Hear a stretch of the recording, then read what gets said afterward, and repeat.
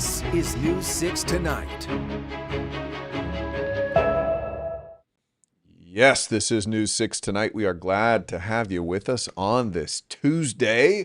We are marching right through this work week. And this month.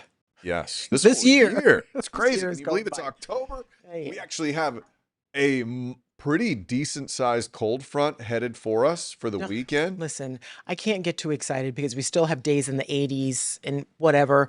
But Jonathan's been talking about these 60s for lows and early morning. Yeah. Oh my but gosh. I mean, low 80s Yeah. during the day, Yeah, on the it's weekend. nice early in the and morning. a dry day, It's not great. because it's raining all day. It's pretty Yeah, good stuff. it's We're going to talk about that fantastic. coming up. Yeah, we'll talk about that, but we have so many other things to talk about. First of all, stop me if you've heard this before, but Florida CFO has some central Florida cities in his crosshairs. So we're talking, he's been to Orange County and he's been to Orlando and he's done the thing, the Doge for More people are getting Orlando, Doge. yeah, and for, of course, Orange County. This time, it's Seminole County's turn. So Blaise Ingoglia says that the people in Seminole County or the leaders there have been wasteful, and their numbers just don't add up to the tune of $48 million. That is a lot of money. So we're going to have our Seminole County correspondent, Catherine Silver, break part of that story down. The CFO claims that Seminole County has not only wasted taxpayer dollars, they've also raised the property tax rate when they should be decreasing it based on his calculations. But when I asked him about specific instances of overspending, he didn't give any. I made a statement that if any local government raised property taxes this year when families are hurting and trying to make ends meet, they would get a knock on their door by me and my office.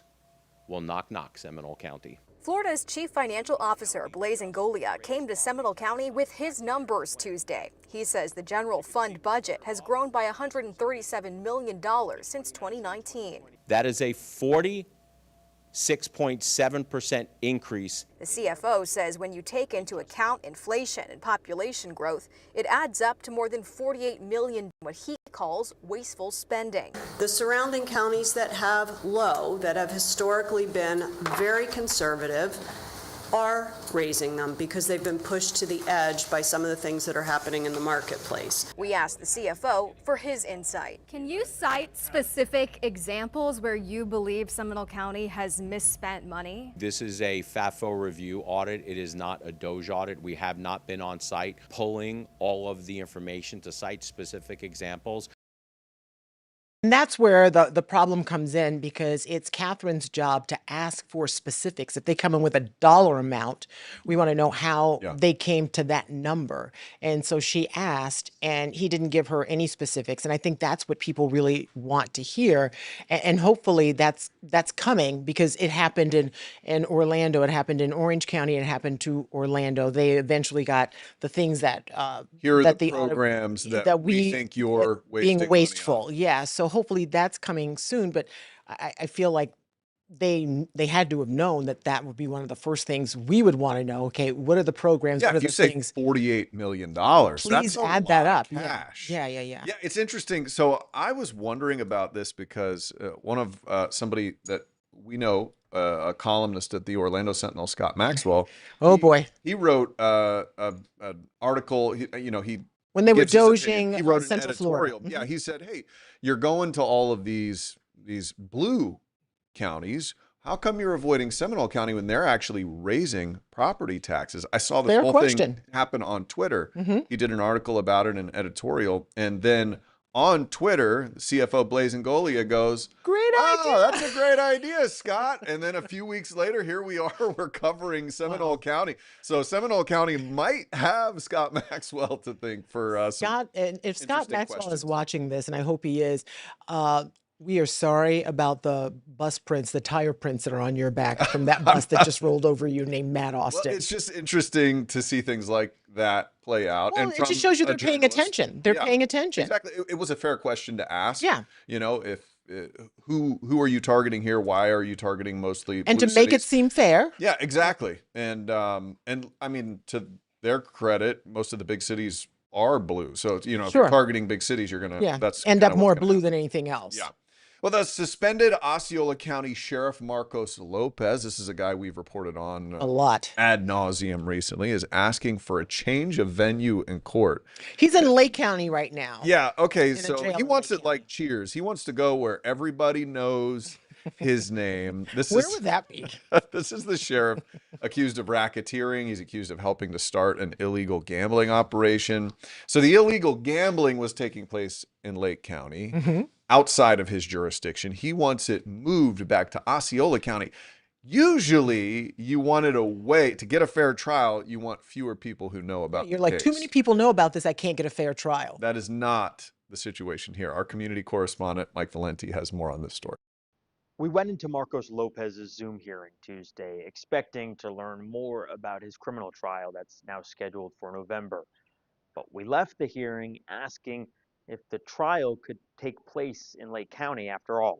We are moving to change this venue to Osceola County, which we did already look up their trial dates there, made sure that they fell within the speedy trial as well. Attorney Mary Ibrahim casually revealed publicly that she had filed a change of motion venue to Osceola County, where her client is even more well known than he is in Lake County. This is way outside the norm. This is not the way it's normally done. That's Neil McShane, a defense attorney who is not associated with the case, but says that if he were defending Lopez, he would have filed the same motion. I think it's an excellent move tactically to get it back into Osceola County. McShane notes that typically defense attorneys want to escape venues where there's a lot of pretrial publicity, seeking a court several counties away where the noise is not as loud. In my view, the reverse of what you normally see. The prosecutor in this case may just argue, Judge, you can't get a fair trial in Osceola County because he's the sheriff and because of all the pretrial publicity. So I've never heard of this, and I'm fascinated by legal maneuvering. We've been doing this for decades. I've never seen somebody try to go to the jurisdiction To the epicenter. where they're more well known. But he must think, I mean, his attorneys at least must believe that there is still a lot of goodwill from his time as a sheriff there in Osceola County to where it might help their case, and that somebody on that, if they just got one juror on there who felt, you know, some sort of love or bias toward, You know, and keep in mind he was serving his second term in Osceola County. So he's very popular there. And those are the people who voted him into office. was very popular And it's- before all yeah, of this. yeah. So that's the question. To me, it feels like a bit of a gamble. But do some of those people feel like he is wrongly accused? Like this is all just something, you know, oh, there's nothing to see here. Go back to your homes.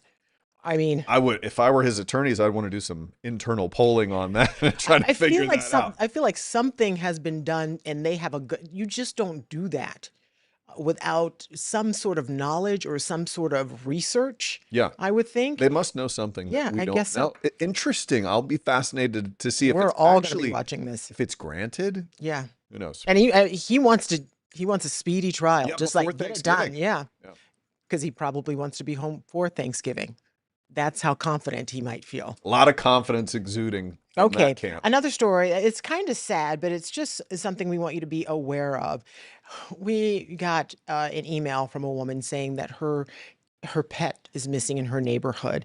And this happens a lot in Central Florida. And she thinks that a coyote may have gotten her sweet little cat. And coyotes are everywhere now. And, you know, we're talking about it today. They're in all 67 counties in Florida now. Our community correspondent, Tylisa Hampton, spoke with her about what she thinks happened.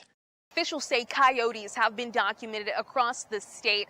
I'm your West Orange County community correspondent, Tylisa Hampton. I spoke with a pet owner as they've said they spent days searching for their missing cat, but now they fear what happened to it as they put up beware of coyote sighting signs. It was a nightmare that apparently came true. Holding a photo of her sweet cat, Callie. For the past week, Dinah Carbonneau has searched high and low for Callie in her Winter Garden neighborhood after she slipped out at night. They are free to roam. But Callie never returned, and Dinah says the neighbor called and told her a coyote attacked her cat. When you heard that news, How did that feel? It was a shock to hear, and then as she went on to describe probably how Callie's life ended, I just became more and more horrified to think that our cat was attacked and maybe torn apart. FWC states due to natural range expansion, coyotes have been documented in every county across the state. Dinah now choosing to not let her cats out at night and making beware of coyote sighting signs around the neighborhood. Well, I certainly don't want to happen to anybody other's pet, or even maybe a small child to be approached or attacked by a coyote. That's just a horrible thing. It is a horrible thing. And she doesn't know 100% if that's what happened, but we've got people who have seen it happen on their doorbell cam and lots of reports. And coyotes have been in Florida since the 1970s. And you know one when you see one. You were asking if I had some in my neighborhood. And yeah, when you walk your dog and it's a little after sunset and it's kind of like dusk and you see them in the neighborhood, you can tell they have legs like teen boys. They're like those little, What does that mean? they're little skinny sticks. legs. Yeah. And you can tell they have a certain gait to them, and they are very crafty. And Smart, very smart they are creatures. very, very smart. They can run up to 40 miles an hour and leap up to 13 feet. And they're excellent swimmers and they're great climbers. So an outside pet is not going to have any way to get away from. You think a cat can climb Yeah, a tree. cats are They can- fast, but they can't run 40, No, 45 they miles an can't. hour. They Yeah, they can't. weigh between 20 and 50 pounds. Doing a little research on the coyotes, as I The call them. coyotes, yeah. Did you know they're monogamous? Yeah, they mate for life, and they usually hunt in packs. Yeah. I mean, well, they usually are out in pairs like that. So I knew I wasn't just- going to stump you on No. The other thing I was going to say is that mating season is coming up too, and they get even more aggressive. Okay. And their gestation period is 63 days. So that's really fast to have more coyotes. And they usually do 4 to 7 pups. That's why they're Or like- everywhere. That's why they're everywhere. They're like yeah. rabbits, those things. Have you ever heard of a coy dog? A coy dog? Coyote that has been bred with a domesticated dog? Apparently, there have been people who have tried this. It's a really bad idea. They intentionally breed these wild coyotes with dogs, and it turns out terribly. Nobody and- wants your forced and Tinder. appa- No. no, but apparently that's the way it goes. And they also, all of the eastern coyotes, they think have a decent amount of wolf in them because they mated with wolves. So that Oh makes my them a little gosh. bigger. But Okay. Well, that's interesting. You stumped me with that I went one. down Coy a dog. rabbit hole of coyote mating tonight. And by the way, to the bosses, if you look at my computer, Oh boy. I was just trying to figure things out for a story. Okay. Great. All right. You figured it out, it sounds we like. did. We nailed it. Hey, coming up after the break, we're going to take a quick break. We'll talk about some of the dangers of the lithium-ion batteries because we've been reporting on that a ton lately, and also we're going to oh my gosh. check of that weather. The weather, and we have a new football team coming to town. Oh, I wasn't even going to I'm going to talk about it. talk about it when for we a come minute. back. But maybe if they'll still be here by the end of the break.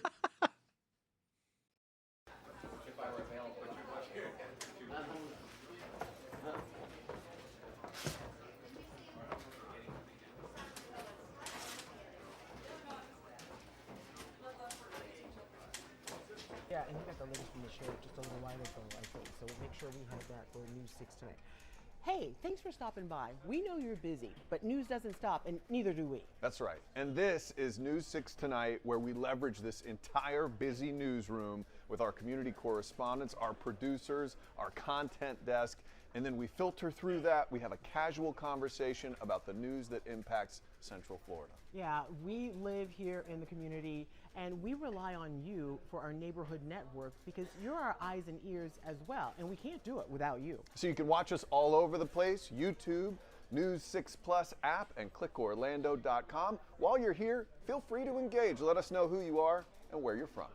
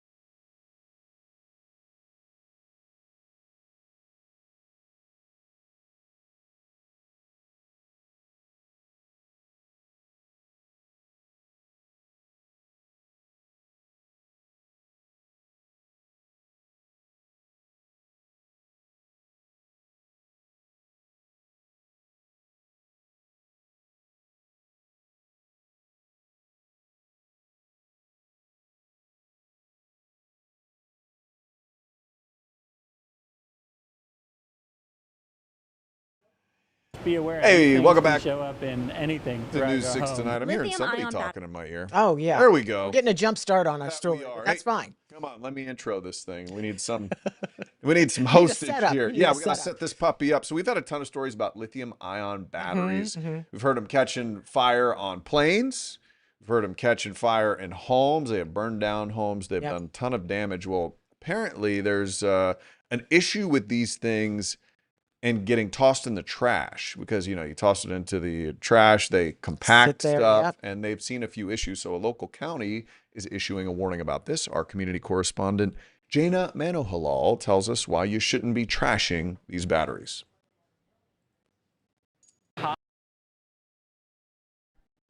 It's coming. That doesn't look like Jaina Manohalal. That looks like us, but it's fine. We got a pre-roll earlier, so maybe that's why it's taking a little longer.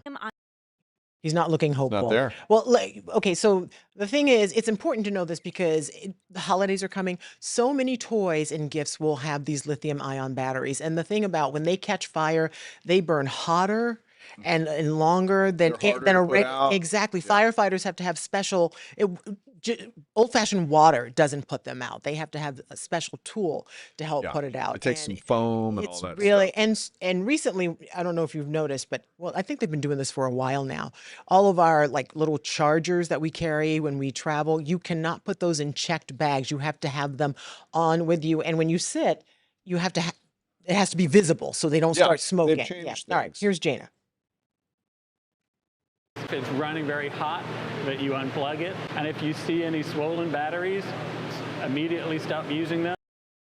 So just be aware, these things can show up in anything throughout your home. Lithium-ion batteries are everywhere. Just last month, a lithium-ion scooter battery sparked a fire in an Ocala apartment. And in Seminole County, those batteries caused a truck fire that you see here in this video, and it caused nearly $500,000 in damages. And the issue with the lithium-ion batteries is if they get damaged or overheated, they can go into a process called thermal runaway, which can lead to fires and explosions or even releases of toxic gases.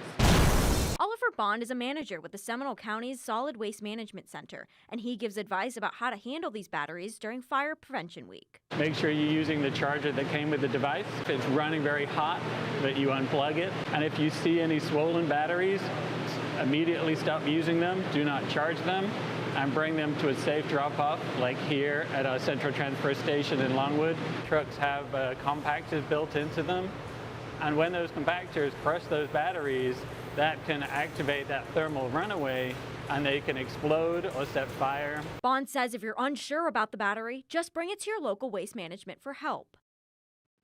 So good to know. Don't just chuck them in with the rest of the trash there. You Gotta could be cause some really problems. careful with that. 260 incidents involving lithium-ion battery fires in 2020. Yeah, and when you charge them in your house, they're so dangerous. You have to keep an eye on them because they will spark a fire.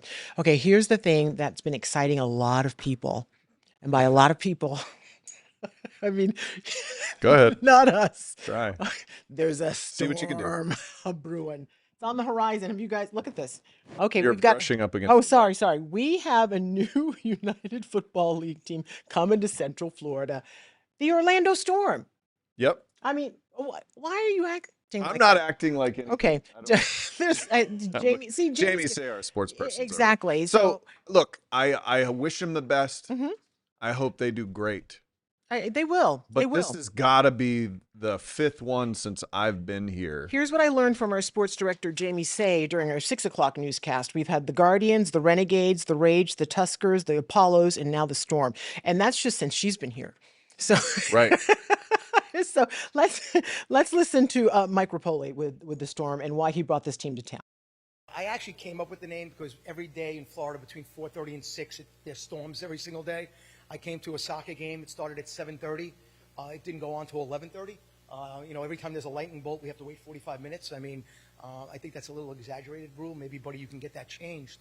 But I think the Storm is the right name. And, I know football has been done down here.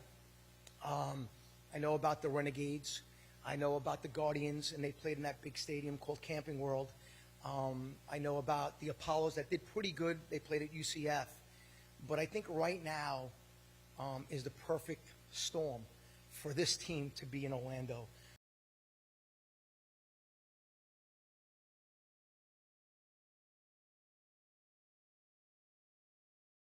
I believe him. And this is a guy who knows what he's talking about. He's a billionaire. He made a lot of his money because he was co-founder of a company that also produced vitamin water and smart water. He sold those companies to Coca-Cola for $4.1 billion. I'm glad he has a I'm not lot going to of question money. that guy. I'm not going to question He's him. going to need a lot of money. You know the best way to become a millionaire? Be a billionaire and then buy a local football team. And then you'll become a millionaire. No, Listen, I hope, I look, hope it's a success story. I never want to talk bad about anybody No. who's starting a business. I would love to Correct. support them. I hope that Central Florida just gravitates toward the team. It's just we've seen it so many times, Yeah. and they usually don't even last a season. No, And we it's have hard. a lot of good football in the state. do. That's the hard thing. We I mean, when you can watch the Jaguars, the Dolphins, the Seminoles, the Storm. Hurricanes, the Gators, Right. we have some incredible talent around. They're going to here. start their season March of next year. So next Cool. spring, we look forward to There's supporting and cheering a on lot that needs to happen. your Orlando Storm. Speaking of storms, Yes. I can't give you a better segue than that. Pick it up. That was really good. And here's this. He talks about storms that last. Let's go to meteorologist Jonathan Kayas. Dang. Let's. I'm sorry. Am I going too Talk hard? about sipping on the haterade, not the vitamin water, but holy cow. I've been burned. There's been so many of these where we were told, oh, maybe it'll work this time, the spring football thing. I hope it does. I just have my doubts, Jonathan. It's okay. It's right. Fool me once, shame on. How does that saying go? You know, Yeah. Fool me 12 shame times, on me. shame Yeah, on me. yeah, exactly. Hey, I heard you guys talking about a cold front. That is 100% true. Can I show you the map? I showed this Please tonight do. at 6. Okay. This is I You know, I love this. Frost I and freeze alerts, Jonathan. This is where the air is crisp, guys. Up here, it's Green just Bay. waiting to take a vacation to Florida. And my gosh, this is the most widespread kind of blast of chilly air coming now. I know you guys are laughing, but we're not talking about frost and freeze here. We don't need to go cover the pipes for this one. It's still going to be in the 80s, and we might feel our first 60s. We'll get into that, but it's just a sign of here's our air mass. It is coming, and where it is supposed to be really chilly this time of the year, frost and freeze alerts are in play for the Dakotas, Minnesota, Wisconsin, and Michigan. Now, again, that is going to modify. But by the time you wake up on Sunday, I think we'll be in the upper 60s. This is Monday. This is Monday morning. And I think from Sunday through Tuesday, that's kind of our core of the super pleasant weather. I think that really bleeds into Wednesday.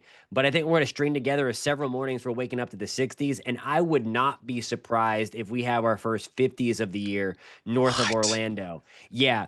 So, I mean, while we're not covering the plants or anything like that, I do believe you will see winter jackets out from I'm gonna have to from the sleep in my locals. wool socks. Please. Jonathan There you go. Kayas. No, in all seriousness, this is it. We're gonna warm up again. Because the course. water is still warm. We're climate controlled, of course, but we're gonna talk much more about the arrival of this. Unfortunately, before this gets here, guys, we might have another round of heavy rain Thursday and Friday, especially along the coast. So we're going to take a look at that. And we're also looking long range in the tropics at 9:30. We're going to talk about the rest of October coming up in a few minutes. Sounds good. You should watch it, Jonathan K. Wetter before it gets better. There you go. Better's coming. That's All right. how it works. Hey, we have a sweet little story of a dog saving a grandma after the break. Welcome to News 6 Tonight. We are so thankful that you're joining us here wherever you found us. Yeah, you know what this tells me? If you have made this your new streaming destination, it tells me you're smart. Also, good looking. Because you chose to watch the news in a different way. That makes you really smart. Anybody can give you the news from a teleprompter or an old newspaper. We do it in a fresh new way. That's right. So check us out wherever you like to stream. We have this app for your TV, News 6 Plus. You can find it on Roku and Amazon and whatever your smart TV is cooking. So thank you. We would love to hear your comments down Oh my below. gosh. Yeah. And then we'll show them. Yeah, we will. News 6 Plus. The plus is you. Ooh.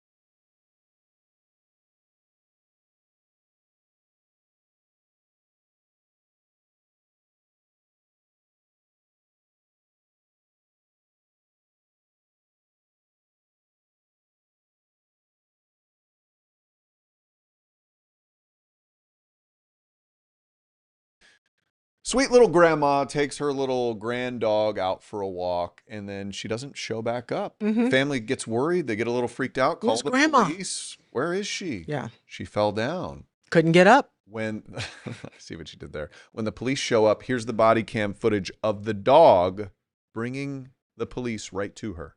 Hi, baby. Where's your mama? Oh, Eeyore, you're a good boy. Grandma loves you. Good boy, Eeyore. Name is Eeyore. Yeah. He's adorable. And yeah, he went and found the police and then walked them right back to his little grandma. Because he couldn't, he couldn't help her get up. He's like, "Stay right here, Grandma. I'm gonna go get I help." got this. I know. But it totally reminds me of the old Lassie. Timmy fell down the well. What? Timmy's in the well? Timmy was not in the well. And Grandma is okay. They checked her out. And I hope Eeyore got the biggest treat ever. Absolutely. Eeyore's a Deserves it. legendary Sweet, dog. sweet boy. Good boy, Eeyore. Hey, thanks for watching us tonight. We'll see you right here tomorrow at 9 o'clock.